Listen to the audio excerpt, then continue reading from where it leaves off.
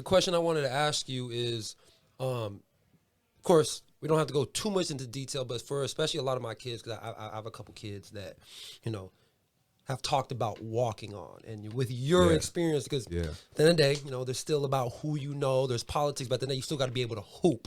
Yeah. For you, what was that journey like? Because at the end of the day, we know there's a lot of kids who email coaches like, "Hey, coach, I'm going to come to university. How do I make the team?" And all this. For you, what was that route for you to get that scholarship? It was hard, of course, but what was that route for you to get that scholarship and play Division I basketball as a walk-on? Yeah. So I mean, the decision came down to, like, I just made a list. Like, here's the pros and cons. Okay.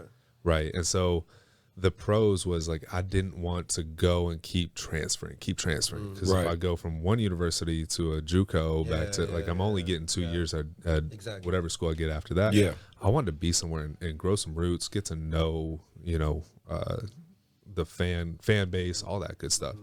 I wanted to have some really good experiences at that level and just kind of root myself somewhere.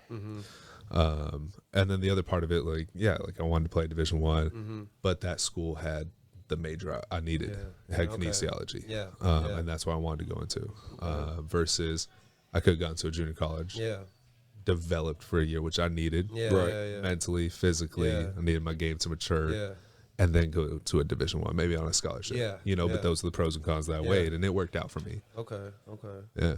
All right. Sounds good. Well, so like you said, you had your basketball journey, and then it obviously with the pandemic it shifted, right? Yeah. And then you came back, you came here, you came home. Before we get all into all that, well, I always ask this kind of as my lead question because I'm always curious at different people's takes. Obviously, AAU basketball, you've been around it, and it's obviously shifted over the years and it's grown into a very powerful athletic, entity. Hence why this podcast is even created. What's your overall take of it?